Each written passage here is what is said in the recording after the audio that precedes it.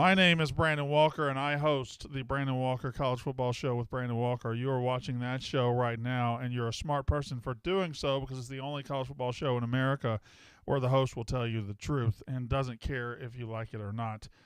Hello to YouTube. Hello, Craig and Tiger Hood and Julianne Borba and Gabriel and Sir Barney Grumble. Let's go with Chase Riley, Angelo Bosaki, Brandon Strait, Clickbait Nick. Let's go with Brandon Apperson. Hello, Ian Jensen. Hello, Kobe Herring. What's up, Playboys? How y'all doing? The shirt today is the Michael Scott version in Money Problems, where he is depressed, and I believe that's Money Problems. I can't actually tell. 888-STOOL-22.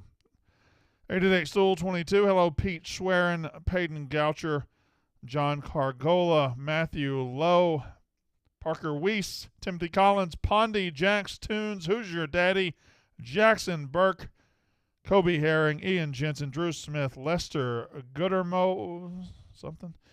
All right, how's everybody doing? What's up? How the fuck are y'all doing? It's college football. I have a couple things to talk about in college football. Number one, I have 3 topics, and then I have my 6 early plays for the Barstool Sportsbook in the this Saturday. Just 6. These are my early plays. These are the ones that stick out to me the most. They are almost all favorites, but not all favorites. There's 1 under, 1 underdog, and 4 favorites. Short favorites, though. Hello. How's everybody doing? Why is Nathan Bloch just saying L? Why is he just saying L? What have I done that's an L? Oh, TJ, have I taken an L already on the show? Austin Fault says, how did the Nebraska plus 11 treat you? Well, Austin, your mother's a whore. And secondly, if you're going to follow a show and then ignore the fact that I went 8-2 and just ask about the one pick, then you're a piece of shit. So go fuck yourself. Congrats on the success of the MJF interview. Thank you, Sir Barney Gumble. Yeah, I mean, listen, I move the needle. I draw tickets. I sell tickets. I draw people in the seats. I put asses in seats. I am the main event around here. I am the heart and soul of Barstool Sports, and when I do an interview, it matters, okay? If you haven't seen the MJF interview, it's on YouTube right now. If we can just go check it, I think last I checked, TJ, if you could just look at that right now. We just went over the 24-hour mark just now. We went over the 24-hour mark, so in 24 hours, it has now done how many views, TJ? 171,000 views. Folks, come on. There's not a show here that doesn't have Dave Portnoy or Dan Katz on it that's going to do a number like that. That's just the truth. So, should we bring it back? Well, goddamn, why did we get rid of it in the first place? I told them that we were about to pop. I told them that we could do this, and then they told me no. Doesn't matter. 888-STOOL-22. How you guys doing? Julianne Borba. TJW says Tiger Hood. Token CEO needs more producers. It's not about Token CEO, and I'm tired of you guys doing that. Token CEO is a project for Erica, and it's a wonderful one, and she does great, and like she does her own thing. She's the CEO. She gets to do whatever she wants. I'm not affected by Token CEO. Token CEO doesn't bother me. It doesn't have anything to do with me. That lives in its own universe. Erica is helping me build this thing back. So stop with every time I tweet about wrestling, people think I'm taking a shot at Token CEO. I'm not. Ever. 888-STOOL-22. 888-STOOL-22. And the interview is just good. The interview is just good. 3 takes, and then we will get to my 6 picks, and then we'll get to everything else. I will open it up to your calls. We already have a full call board, so here we go. Number 1, we are set up for 10 years of Oklahoma and Oklahoma State being pussies. That's what Texas and Texas A&M did. A&M left for the SEC, and Texas A&M acted like, oh, my God, we can't play. There's no way we could play. We can't figure out these contracts. If you want to play, you'll play. And you're doing a disservice to your state, to your fans, to everybody by not playing. Texas and Texas A&M, that problem's going to fix itself. They're going to both be in the SEC.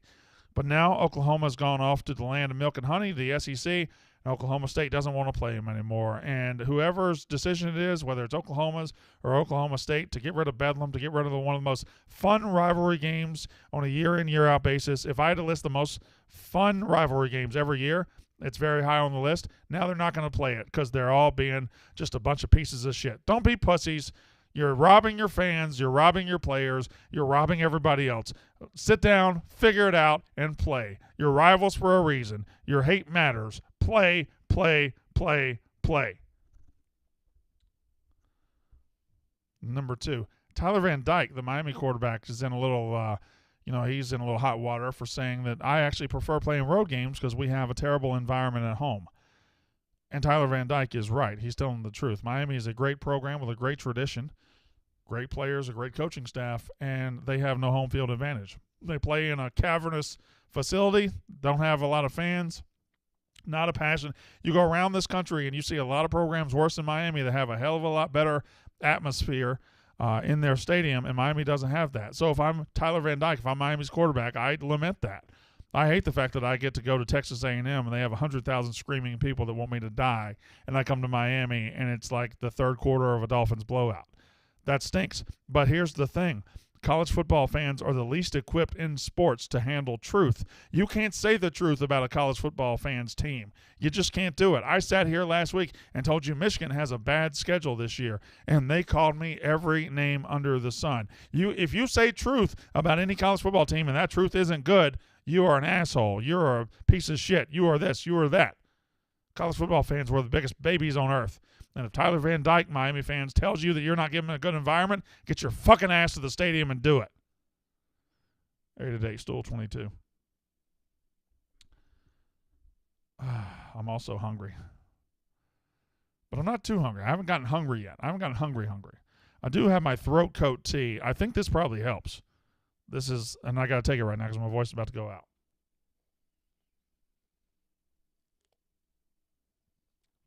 Brandon, any more MJF interviews coming? Yeah, we're going to do as much as we can. I mean, I like to get him every couple of months. That's our 4th one. If that's the first one you've ever seen, go back and watch the other 3. I personally think the second one was the best one ever. But there's some outstanding MJF interviews out there. But I also have great other interviews. I have an interview coming tomorrow with Tony Khan. All Elite Wrestling President Tony Khan is on Wrestling tomorrow. So you'll be able to watch that about 9 a.m. Angelo Bosaki says something very interesting, and I think it's the dumbest excuse fans come up with. He says Miami's stadium is 2 hours from campus. Yeah, but it's in the middle of South Florida. It's like when UCLA fans say, oh, well, it's 45 minutes from campus. Students aren't the only ones that go to games. Plus, 45 minutes isn't that long to fucking go. It's a college football game. It's your team. Drive 2 hours. You got the fucking money. 2 hours from campus is not an excuse. That's an excuse for losers. If they move to Alabama's campus 2 hours from Tuscaloosa, you know what's going to happen? 9,000 RVs and 90,000 Alabama fans are driving 2 fucking hours together. It's going to be a crimson wave across the 2 hours. So don't give me that 2 hours from campus bullshit.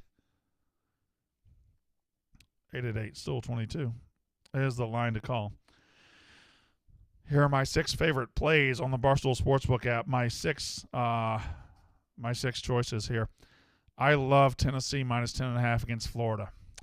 Tennessee's been waiting for a moment like this. They got Alabama coming up, and they're going to need to be undefeated when Alabama comes to town. But they got game day coming. They got Barstool coming. They got everybody coming. And this is the biggest game of the week. Everybody's going to be focused. CBS 3:30 game. It's Tennessee's spotlight game. Florida, also not very good. Anthony Richardson is terrible. This is a huge spot for Tennessee to make a statement. They can score. I like them to win by 3 touchdowns. Tennessee minus 10.5 against Florida. Iowa State minus 3 against Baylor. Baylor was ranked in the preseason. They're not that good. They lost a lot defensively. Iowa State has made the switch at quarterback to Hunter Deckers. They can score. They're not a bad team. They're at home. Iowa State minus 3 against the Baylor Bears. TCU minus 2 against SMU. This opened up an SMU line, but people saw what I believe I'm seeing. Sonny Dykes. What can get you fired at TCU very fast if you're Gary Patterson is to struggle and lose games to SMU. You can't do that. Sonny Dykes in his first year is going to understand that, and they're going to beat SMU on the road. I will never bet on Notre Dame again this year, and that means I'm betting on their opponent this week. UNC minus 2 against Notre Dame. Notre Dame can't score. UNC's big defense is big. Weakness is defense. I don't think it'll matter against this team. UNC minus 2 at home. This might be my favorite play. App State is coming off one of its biggest days ever. Game day, Hail Mary. The emotion of last week's going to be incredible. JMU is a very good football team. JMU walking into App State, and they're going to keep it within the number. JMU +7. James Madison +7 at App State. And last one, A&M Arkansas. Arkansas's quarterback isn't very good. They can run the football, but that leads to low scoring when they play a decent defense, and they're going to play a decent defense. A&M's offense isn't good at all. Arkansas's defense is very good. Under 48.5, A&M Arkansas. Dun, dun, dun, dun, dun, dun, dun, dun, down in the Tennessee Hill.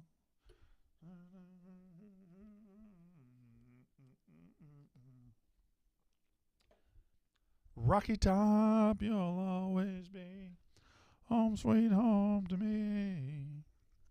Good old Rocky Top. Rocky Top, Tennessee. You know what? I was debating earlier on Twitter, what's the best song on college football? Is it Country Roads, West Virginia? Country Roads, take me home to a place I belong.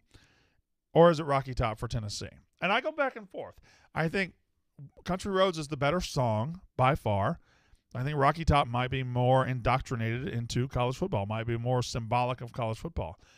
Rocky Top, when Tennessee's good, is played 3,000 times a fucking game. Their band keeps playing it, keeps playing it, keeps playing it. You can't think of Tennessee football without thinking of Rocky Top. Country Roads, though, when they win, 20,000 votes, by the way. I vote for a Rocky Top. Let's see what it does. All right, so Country Roads hanging on. Country Roads, though, at the end of a win and a whole stadium singing Country Roads, take me home to a place I belong.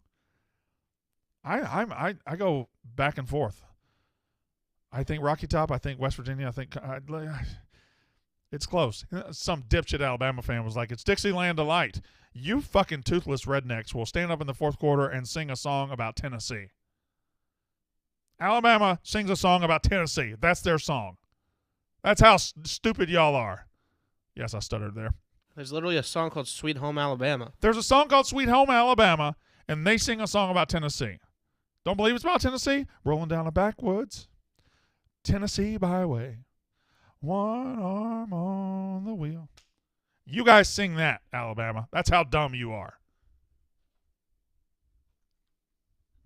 Idiots. Speaking of, why doesn't Tennessee use that song? Is it because the band is named Alabama? Also, why is Alabama singing about Tennessee? They're from Fort Payne, I know, which is close to Tennessee, but it's close to Georgia, too. You know, don't ever sing about Georgia. What's your favorite Alabama song? Probably the Sweet Home one.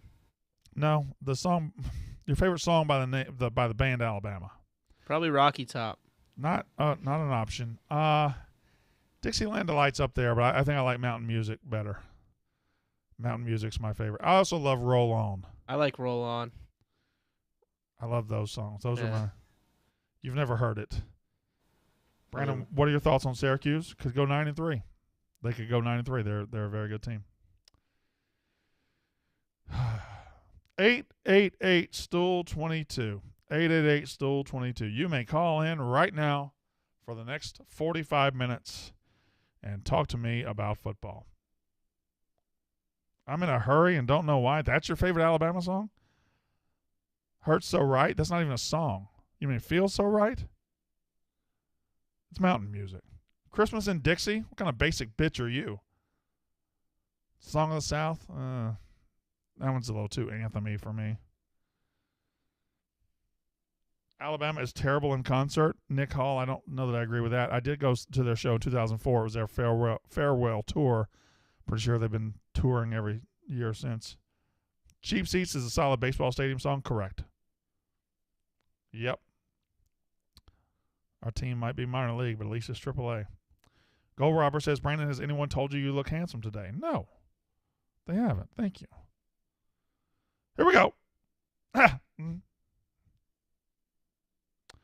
Andrew in Missouri. Go. Hey, Brandon. Love the show.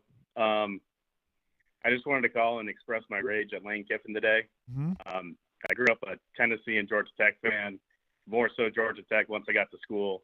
Lane Kiffin betrayed me already, and then he comes out with this statement today We're hurting enough, man. We don't need that. You don't need to say you pulled off the dogs. We know. We saw. The fact that Collins isn't fired yet shows that we're going to be worse than Vandy the next few years unless we do something extreme. And you know what you got to do, right? You know what you got to do? Get Dion.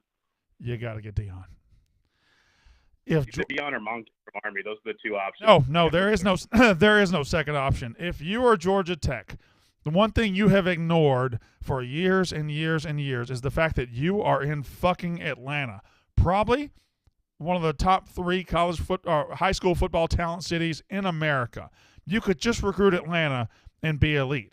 But here's what college football is about in 2022. It's not about how well you coach. It's not about your scheme, your system. It's not about NIL. It's about, can you get the dudes? Can you figure out a way to get the dudes? Kirby Smart is building a monster because he can get the dudes. Dion can get dudes. If Dion had Atlanta in his hand, oh my God. Oh, and you say, well, he might not have the boosters. He might not have the NIL. Does he have them at Jackson State where he gets 4- and 5-star guys?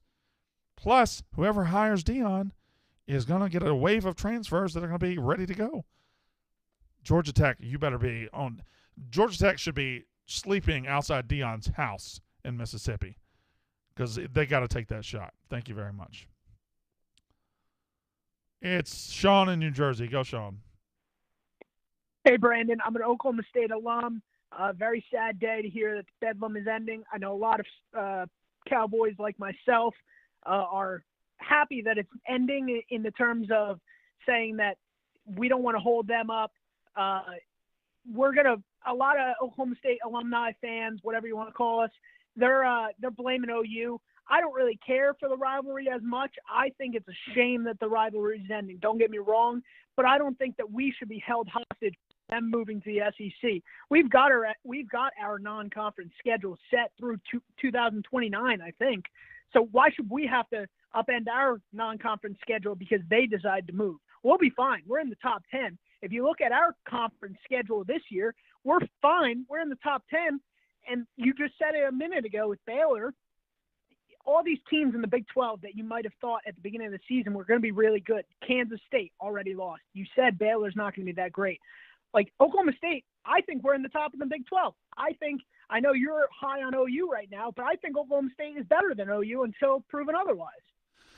There are two. I'm gonna agree wholeheartedly and disagree wholeheartedly. Oklahoma State will be fine. In the new Big 12, I think Oklahoma State is probably the program that you can bet on to be the big dog of that conference. I think you're about to be the best team in your conference for a long time. I think you're the best, and not just football, but athletically across the board. Oklahoma State's always very good.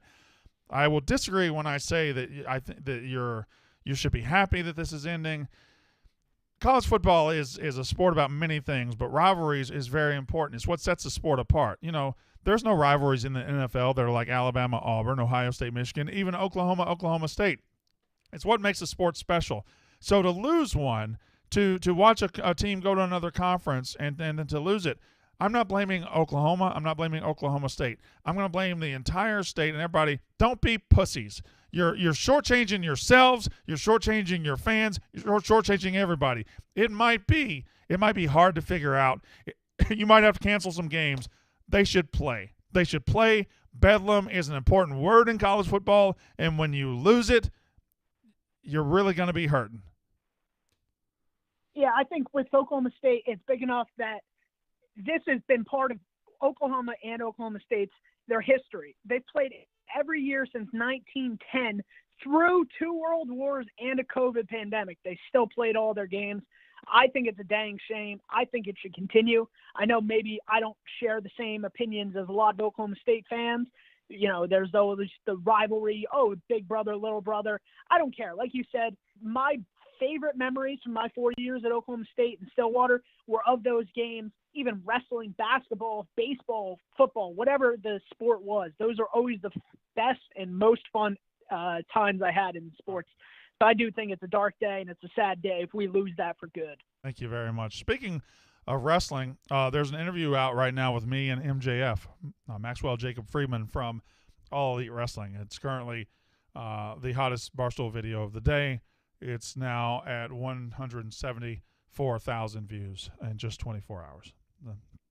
Just saying. That's all I'm saying. How good were Content Kim's cookies on the Yak today? Oh, buddy. So good. 888 Stool 22.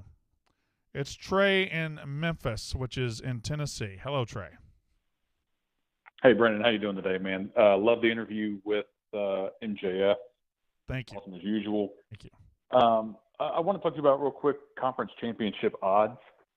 I know for the ACC, you say you like Miami, but the one that sticks out to me is Pittsburgh. I think they're plus 1,400. They have the softest schedule in the ACC. They avoid NC State, Clemson, Wake Forest, and Florida State. Their toughest game is the last one of the season at Miami, but at that point, I think you're going to see Miami with either 1 or 2 losses. Yeah. And you probably should be able to hedge out of it. But at 1,400, I think it's great odds. TJ Pitt's schedule, please. And also for the American, I know I'm from Memphis, but money has no allegiances in my opinion. Sure. So I think Memphis is a great pick because the American has really no good teams, and they get Houston and UCF at home. So it's another schedule play. But those are my two conference odds. Love the program. Thank you. I don't know. I haven't looked at AAC conference odds, but I doubt their 2 non-conference losses have affected Houston's odds in the in the AAC yet. But I somehow strangely believe those 2 losses are going to help them in the AAC. And like Memphis is a step below what they've been. Cincinnati's obviously a step below what they've been. UCF is not where we thought they might be. So the AAC's wide ass open. It might just be worth going like that 4th or 5th team and just taking a flyer and hoping you maybe hit a lottery ticket on that one. As far as the ACC, I don't love Pitt. I just don't know that they've got, like, Keaton Slovis is not Kenny Pickett, and their offensive coordinator is not Mark Whipple.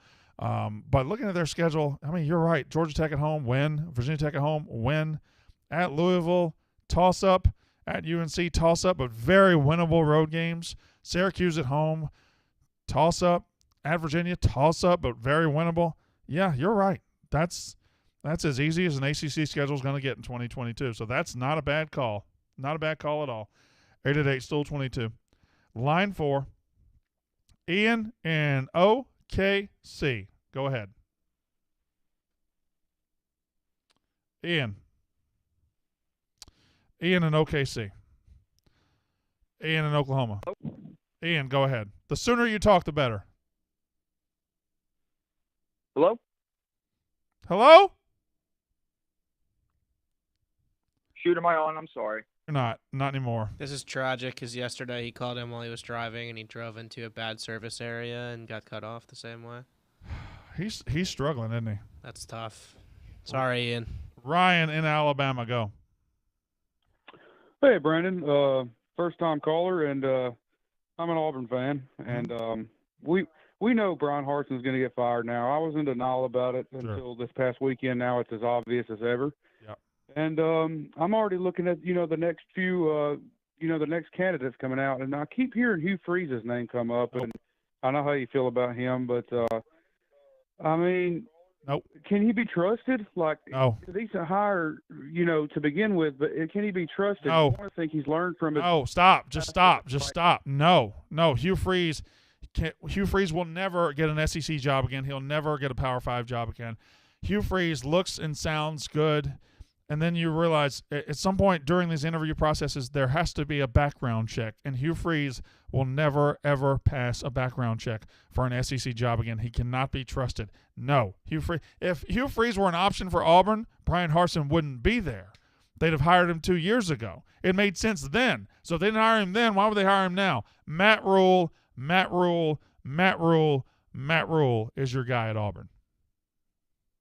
I didn't even think about him. I'm a Panthers fan as well, so that kind of works out. But I think he's definitely more fit for college than the NFL. He is a college coach, and I think he is heading back to college as quick as he can get there. And Auburn seems to me to be a soft landing spot because that's a hell of a job. If you can play the politics game, you can succeed there. The problem is it's probably the toughest politics game in the country to play. 888 Stool 22. Kobe in Texas. Please talk. What's up, Brandon? I got a take on Texas for you. I just want to know what you think. Oh. If Texas joins the SEC next year, I think they can win the SEC within 3 years. Continue. Looking at Sarkisian and seeing what he's built so far and what the previous coaches under Tom Herman and, kind of into Mac Brown, and it's just been awful. And I think he's going to turn around really quickly. And with being in the SEC, the amount of recruits we're going to get, I think we're going to be very successful and can compete and win at the top. Well, here's the thing. I don't think that's altogether a bad point of view. I think Texas is going to rebound very quickly. Quinn Ewers is one of the best quarterbacks in the country. We're going to see that as he plays more, as he gets healthy. And I think Texas is going to be a 10-2, maybe 11-1, maybe 9-3 team this year, and will only get better as Quinn Ewers improves going into next season. You're still going to have Xavier Worthy. You're still going to, you're elite at other positions. I love Texas. The problem is, Alabama exists, Georgia exists. So it's one thing to say Texas can be good and be in the mix. It's another thing to say they can topple Alabama and Georgia. And I'm just not sure that's going to happen in the next 3 years. That has nothing to do with Sarkisian and everything to do with the fact that Kirby Smart and Saban have stacked the deck in their favor. Yeah, I get what you're saying. Oh, thank you. Well, I'm the smartest college football mind in America. TJ, how you doing? Nervous. Why? Big game this weekend. Oh, Rutgers is playing who? Iowa. Oh, God. It's the best rushing defense in the Big Ten versus the worst rushing offense in the Big Ten. Rutgers versus Iowa. I'd rather watch old people fuck. The total is 35, and I think it's going way under. Way under. I think this could be like a 7-0 or like a 3-9 type final. Historic game for Rutgers, too. Historic opportunity. Okay, fine, whatever. I don't care. It's our first night. I'm just not going to get interested in Rutgers, Iowa. Conference game against an unranked Big Ten team since 2014.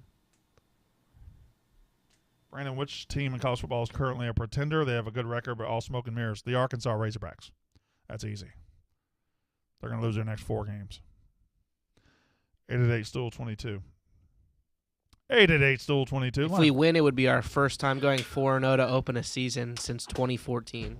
No. 2012. Kyle Flood's first season as head coach. We go to line 5. Thomas in Chicago. Go ahead.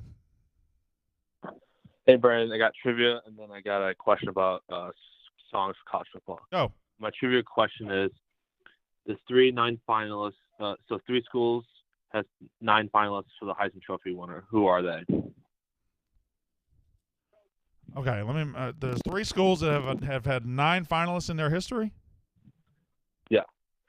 Is this winners and finalists, or just runners up, or what? No, it's runner-ups and so it's including everyone, even if they won. The USC Trojans. No. Okay. The Notre Dame Fighting Irish. No. The Stanford Cardinal.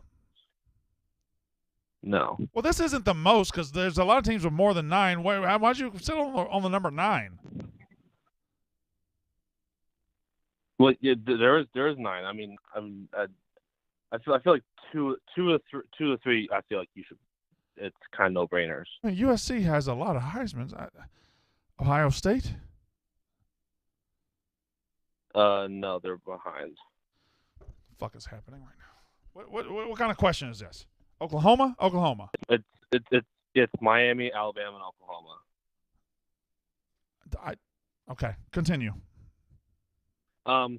So I feel like with the whole songs to college football, obviously with Tennessee and West Virginia, I was wondering if you could like pick any school that you can, but just have a single musical artist be like their whole like catalog of like pregame music. Like, do you have a couple of schools in mind that would just have a particular artist that would fit them? Like Miami and like Rick Ross or something. Okay. I'm asking. Schools that can adapt. Schools. I love Thomas. I maybe I'm dumb. He confused me that whole call. I had to bail out of that call. I had to bail. The question was weird. Like USC's got a lot of winners. Something didn't make sense about that question. I'm not hangry. Thornbeezy, I'm not hangry. This is the same way I act every day. That was an odd question. Yeah, there's no chance that USC has 6 Heisman winners, and they got Leinart, and that just couldn't have been right. Also, if I don't answer your question one time, Jay Witz, stop spamming the chat with it, you piece of shit. I don't like your question, so I'm not answering it. Marry, fuck, kill. In Memphis barbecue, Carolina barbecue, Texas barbecue. I'd like to marry all of them. I'm not killing any of those. Why would I kill barbecue? It's delicious. Line 8. Caden in Fort Worth, go. Hey, Brandon. What's up, Playboy? What's up? Hey, dude. Love the analysis on SMU TCU. I think you're going to be on the right side of history with that pick. I had a little hypothetical question for you. Obviously, there was a lot of scheduling talk yesterday. I think there was a Michigan fan that called in and named a couple of teams that he thought had shittier schedules than Michigan. That guy was a total complete idiot. Yeah. Bodies were hitting the floor left and right, courtesy of Brandon Walker. But I wanted to get your take. What's keeping us from going back to 2020 during COVID times whenever people could just back out of games and schedule someone randomly? I think was it BYU and Coastal Carolina that legit set the game up a week before? Do you think that we could ever see something similar to like what Live Golf has done, coming in, shaking up the NCAA, getting some of this scheduling norm stuff out of the way to where we're not committing to playing games 10 and 15 years kind of in advance, and maybe giving teams the autonomy to kind of schedule games 4-6 months in advance? We're headed. How do you get your take on that? We're headed towards Power 5 autonomy anyway. We're headed towards a day when they're not going to play as many FCS teams or lower level teams, because eventually in the next 10 years, the Power 5 is going to break away. They're going to be their own thing. So that's coming, and that'll have a lot of scheduling what ifs and snafus within it too. But the only thing keeping us from 2020 is probably a crippling pandemic that scared the shit out of us and made us make a lot of stupid decisions. But you're right. I do think G5 teams, maybe less so than Power 5 teams, G5 teams should leave like week 11 open, just in case they're good and they need a game and they can go out and get another good G5 team that needs a game. Like, let's say BYU's 10-1 and I don't know, Cincinnati's 10-1, and they got to figure out which one's going to get that spot. Let them fucking play. Like, imagine if they both had that last weekend open, how great it would be. 8-8, still 22. Got to take a break from talking. TJ, how you doing? Nervous. God damn it, stop talking about Rutgers. That's all I know how to talk Stop talking about Rutgers. That's all I can think about. It would be so exciting. Let's see. What do you guys want to talk about? MJF interviews or classics? Thank you very much. Ewer's not coming back this week, but as long as he's back for Oklahoma, Texas will be okay. Fantastic shirt. Thank you, Johnny Boyles. Favorite lean so far this week is Tennessee. Tennessee minus 10.5 against Florida. I also love JMU plus 7 at App State, and I love TCU minus 2 against SMU.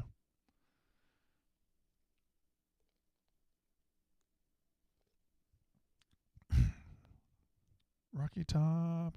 We should have some sort of break screen that allows me to take a break. They can still watch me. I just have to not talk for a second. I need Jesse to call. That's what I need. Okay. Does Brian Hartson...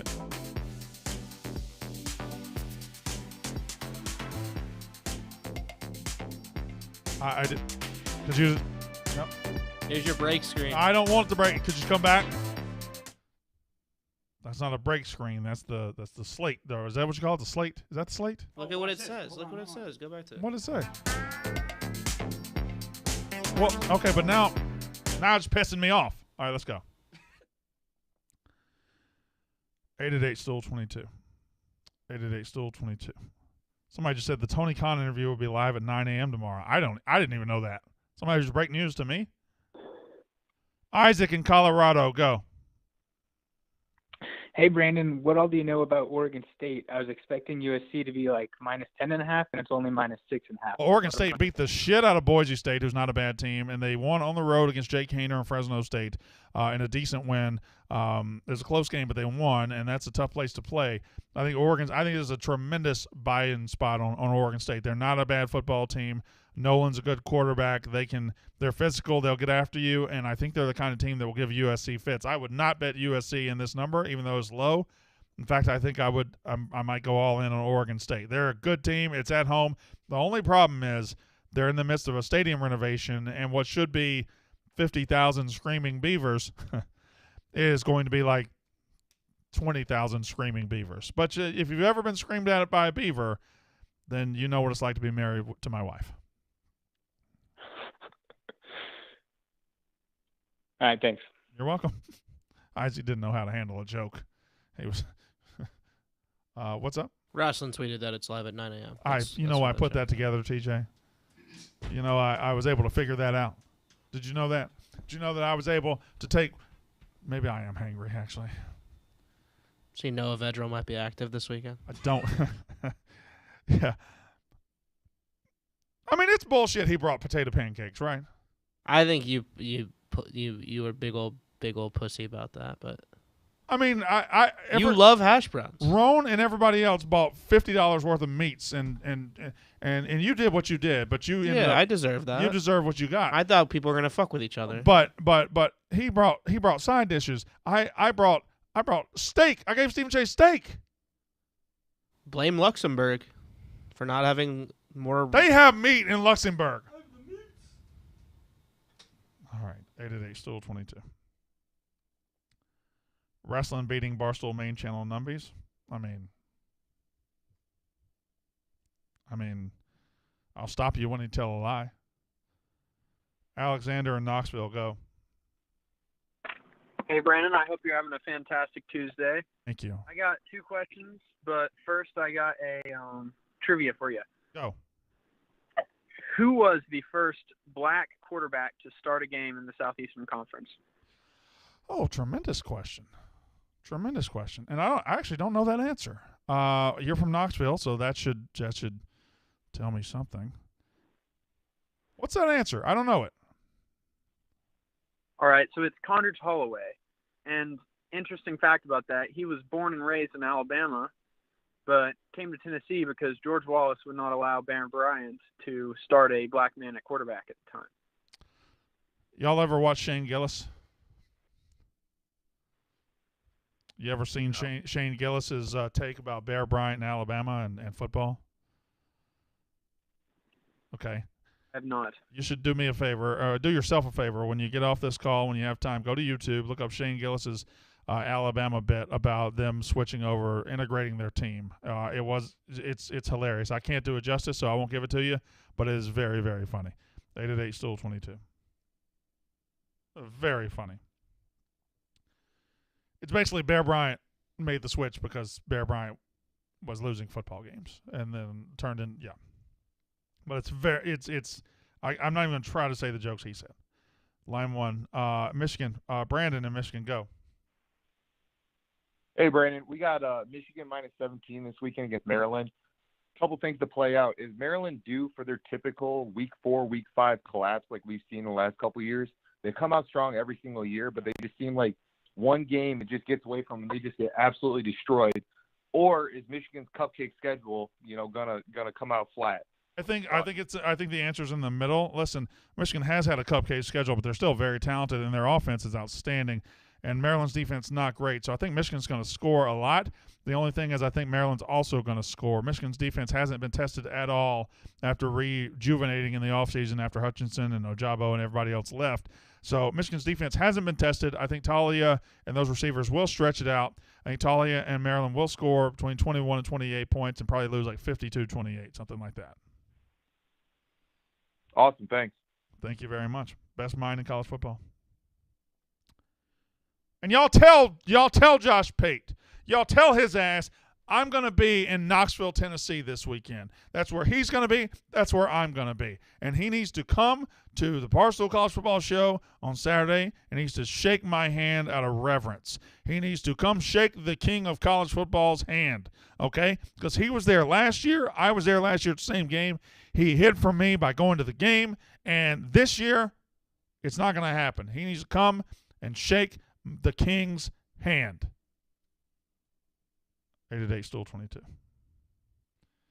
Line 3, Nick in Georgia. Nick, fucking go. Hey, Brandon. I'm not sure how familiar you are with recruiting in Georgia, but Metro Atlanta very rarely athletes very rarely go to UGA. Those athletes tend to go to Alabama and Tennessee and Clemson. So I think Deion coming up to Georgia Tech would be awesome. And I think it would set up a huge rivalry between Georgia and Georgia Tech. And I think it would really hurt Clemson and Alabama and Tennessee recruiting.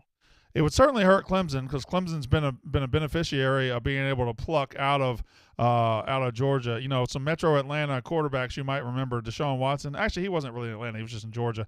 Deshaun Watson. And then Trevor Lawrence. Clemson got both of them out of Georgia. So you're right. There's a lot of teams making a living out of Georgia that if somebody were to go to Georgia Tech and shore that up, it would help a lot. But I do disagree. You might say Georgia doesn't get a lot. Georgia gets what they want out of Atlanta. They're able to go cherry pick around the entire country. But if there's a guy in Atlanta Georgia wants, I think Georgia's getting that guy. Yeah, there have been a lot of guys from Beaufort High School. I'm not sure if you're familiar with Beaufort High School. Yeah, it's in the northeast part of the Atlanta metro. Yeah, and they just pump them out. They all go to Alabama. Beaufort High School, one of the best high schools athletically in the country. They have an incredible football program, an incredible baseball program. Am I telling the truth? Yeah, that's true. And they're taking a legacy running back from Georgia. Yeah. And then Caleb Downs, number one safety in Georgia, from Georgia as well. Thank you very much, Nick, for the call. I appreciate it. Please call anytime. Just remind the YouTube chat that we're all classy people. 888 Stool 22. Gonna need you to vet a couple more calls. Wimsett might also be available this weekend. So, yeah, it's probably looking like we're playing 4 or 5 quarterbacks on Saturday.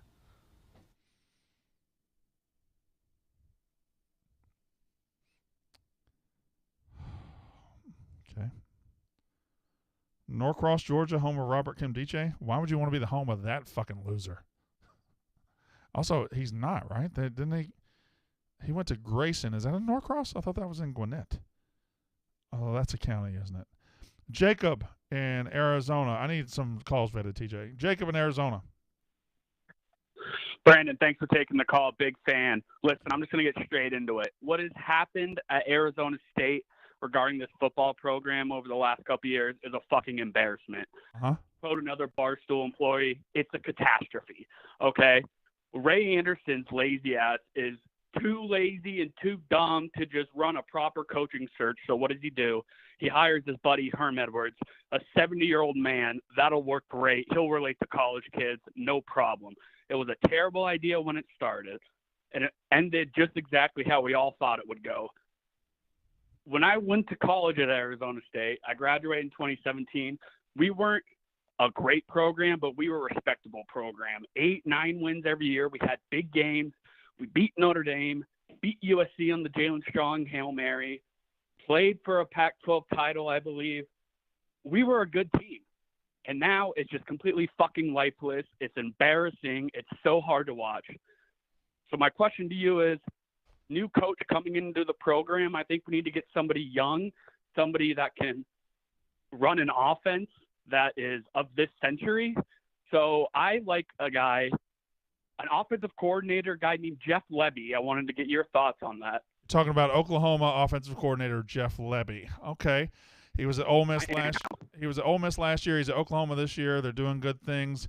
Yeah, Jeff Levy is a guy who's on path to go and become a head coach. It might be a little early on him, but if you're Arizona State, why not roll the dice and take a shot Can he recruit? Has he ever recruited, though? That's my question, because you're not going to Arizona State in the NIL era, in the transfer portal era, as somebody who's never recruited and do anything. So it's interesting. It's a hell of a name you just brought up, and that's one that I would circle. I like that. I like that name a lot. 888 Stool 22. We go to Trey in Athens, Georgia. Hello, Trey. What's up, Brandon?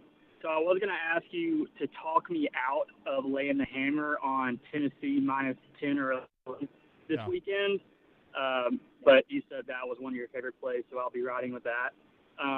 So I'll go to throw all of your preseason takes out of the window and give us your top, your 4 playoff teams as of right now. If you had to pick 4, okay, let's hear it. I'm ready. Georgia, Ohio State, USC.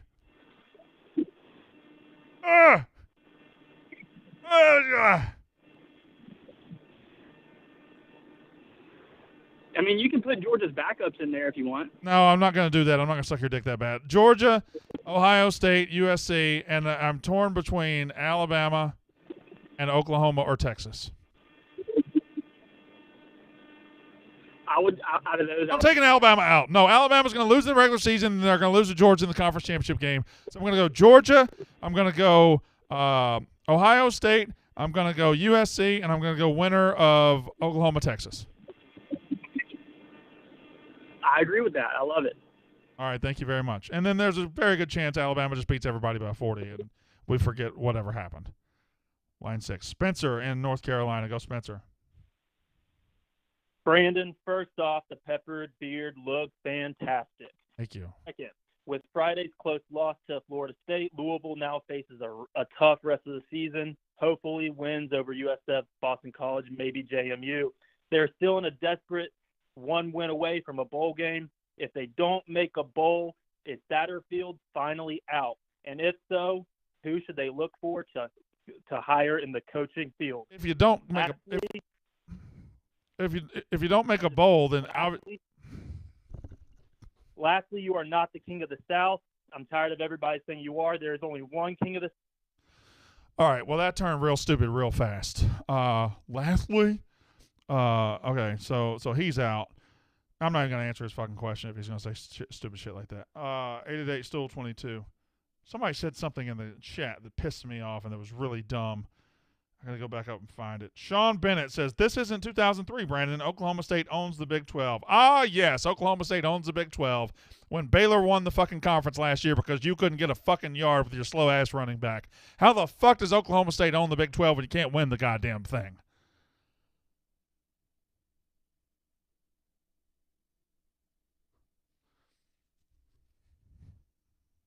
Eight Stool 22. We run the Big 12. Okay, well, you haven't won the fucking thing. It's like me going home and telling my wife I run the bedroom. I hadn't gotten pussy in like a week. Dylan in Toronto, go. Hey, Brandon. 2 things. First of all, weekly check-in on your mental health. I know that you're fasting right now. Poor. Hoping that everything's okay. Not great. As I'll be doing going forward. Bad. Big love. And then second of all, I was just wondering if you could talk about the Kansas Jayhawks. They're 3-0. They could be 4-0 after this weekend. They score a lot of points. Lance Leipold is one of the best coaches in the country. Teams are going to come after him. I hope he stays at Kansas because I love Kansas showing a pulse. They're one of the best stories of the season. I think they are the best story of the season through 3 weeks. So thank you very much for that call. 888 Stool 22. Woo! Dun, dun, dun, dun. Line 8. Ryan in Columbia, which is not how that's spelled at all. Go ahead, Ryan. Brandon, King of the South, what's up, man? We're riding under the radar. I wasn't going to call in, but I got to have it now. We're going to bring this up. Florida State, 3-0. Very critical of Mike Norvell, rightfully so. What has he proven? Yeah. What a start. This team has potential to go from 0-4 last year to start. Yeah. And begin 4-0 this year. Now, Jay Trav is obviously, you're very high on him. Respectfully so, and I've read some reports where he was at practice today. Obviously, probably not going to go through the whole 9 yards. I think they'll probably sit him, but starting out 4-0, this has totally changed the mentality of where this team can go. What do you see the ceiling? And are you starting to slowly have a little buy-in with Mike Norvell? Okay, first of all, you're the fastest talker that I could actually understand in the history of my life. So that was impressive. You talked fast as hell, but somehow you got every word out. Now, I looked at their schedule. I don't love what's coming up. I think they might be an 8-4 team. 9-3 could happen, but they got some tough road games, man. They got some tough road games. Like they got to go to Miami. They got to go to a bunch of, I don't remember it right off the top of my head, but their schedule isn't great.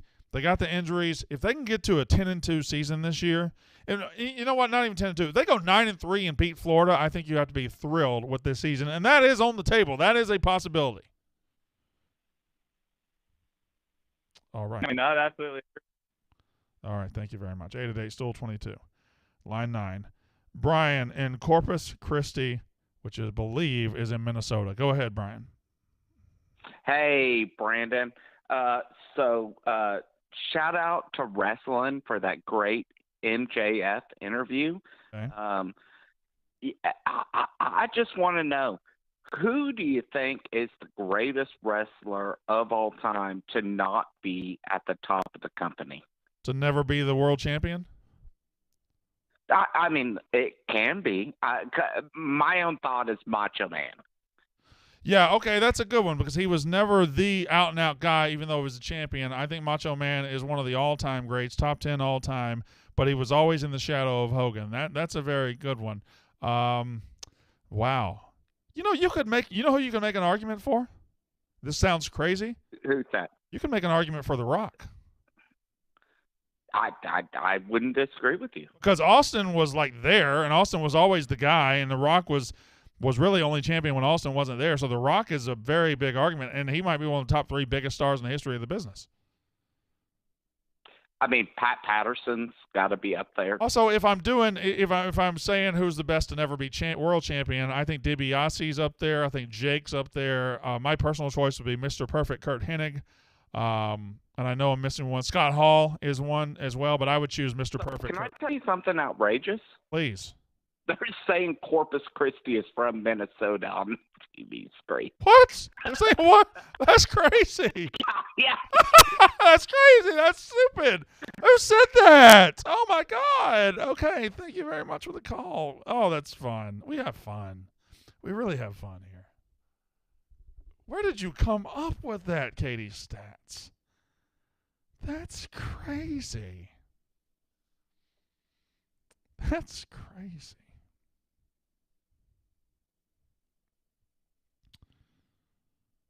Noah in South Carolina, go. I got 2 questions for you. The first one is, how do you feel about Texas versus Texas Tech this week? Mm-hmm. I just like looking at it. I feel like Texas should be a lot more than 6.5 against Tech. Yeah, it's a dangerous spot for Texas. It's a nerve-wracking spot for Texas. They're a better team, but they got a backup quarterback. Texas Tech just kind of took a loss on the road. The wind's out of their sails a little bit, but they're back at home playing a hated rival and the first year of Joey McGuire, who they love. I'm not betting this game because I think it's a scary, scary, scary, scary, scary spot for the Texas Longhorns. Thank you for the call. Line 1, Mitch in Niagara Falls. Brandon Walker. They always ask, where's Brandon Walker? They never ask, how is Brandon Walker? So how are you, Brandon? You know what? Thank you very much for asking that question. I appreciate it, and I'm fine. Thank you. I haven't gotten hungry yet, but that's coming soon. Love it. All right, Mississippi State. Can Bowling Green score enough to hit the over? It's been bet down to like 52 already from 57.5. I'd be lying if I told you I knew a lot about the intricacies of Bowling Green's offense. I just don't like our offense very much. So I think we're probably looking at maybe a 38-10 victory, something like that. I would not bet the over. In fact, I think we're a much more defensive team than people think. We couldn't score in Tiger Stadium, and LSU's defense isn't very good. So I'm not worried about Bowling Green's offense. I'm worried about Mississippi State's offense. I would bet the under. Love it. All right. Thank you very much. Bryant in Lafayette, Louisiana, I assume. Hello, Bryant. Hey, Brandon. How are you today? I'm good. Thank you for asking. What's up? I just wanted to ask about Alabama's offense. You know, the only Power 5 team that they've played so far is Texas. Mm-hmm. Had cakewalks in Utah State. and ULM. But it seems like when they played Texas, they didn't look great. It looked like the play calling was all out of whack, and they didn't seem to be gelling. Is that a concern going forward? Do you think that would be a concern going forward, or do you think to have it wrapped up in SEC play? Yeah, it should be a concern, but it's not a concern that I'm actually scared about if I'm an Alabama fan. Like, I still have the Heisman Trophy winning quarterback. I still have Bill O'Brien, who's been around a long time. My big concern is offensive line, which looked weak against Texas, and receivers, which did not look explosive. If I can fix those two things, I know my Heisman Trophy winning quarterback is going to be good to go. We are deep into the season, and Alabama just hasn't had any test outside of Texas, so it's hard to say. And Arkansas is coming up, going to give them a reality check very soon to see where they're at. I don't know that I fear Alabama's offense, though. It's been too good. It's too talented to not be decent. Thank you very much. Grant in Kentucky. Go, Grant. Hey, Brandon. I just wanted to get your take. These people around here are thinking that Kentucky has a better chance of beating Mississippi State than Ole Miss in a couple of weeks. Is that fair? That's very accurate, yeah. I mean, first of all, Ole Miss is probably a better team than Mississippi State. Number two is Kentucky plays Mississippi State at home and Ole Miss on the road. Kentucky's not going to beat Ole Miss. I don't know if you'll beat Mississippi State, but you got a better chance of beating Mississippi State than you got to beat Ole Miss. Gotcha. Appreciate it. What? Okay. What? Fine. Bo in Athens, Georgia. Go. So do you think that that there's a chance that Tennessee could be the number 2 team in the country when Georgia plays them? No. Beating Bama and No, I don't. All right, thank you. You're welcome. Okay. All right. Well, I was asking questions, I guess. I don't know. Adam in Oregon, go. Hey there, man. First-time caller, first-time listener.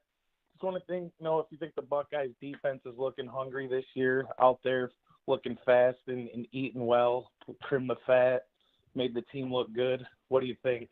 No. They might be fine, but I don't know how you know yet. Like, we'll find out when they play a Big Ten team worth of salt. But playing Notre Dame's offense is about like playing me, and that doesn't impress me at all.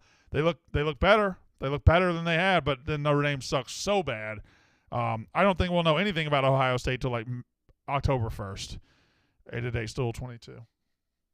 Got a minute left. See if Ryan can do this in a minute. Ryan, go. Hey, Brandon, make it quick for you here. We just want to talk a little bit Texas Longhorn football for you. Oh. I know you've been high on them. I think they turned the corner last week by winning that game. That's a game they lose in the past 10 years. Okay. But question I did have for you, what is Quinn Ewers doing dressing up on the sideline? Why did they even have him in pads? I thought we were looking at 4 to 6 weeks here. He's part of his team, man. He's trying to be part of the team, trying to feel like a football player, trying to be there for his boys. I don't mind that. He's a football player. He's hurt, but he's a fucking football player. And plus, I think he's going to be out there very soon. So I'm good with that. 8-8, still 22. Susan Sarandon from Bull Durham or anyone from a league of their own. Gina Davis from a league of their own. Thank you very much. 6'2", blonde who can catch. Huh. Sounds like my wife. Jay Witz, Justin Noble, everybody on YouTube, thank you. Is Barstool Mini Golf coming up after this? Yes. Barstool Mini Golf coming up after this on all your Barstool channels. That's the Brandon Walker Show.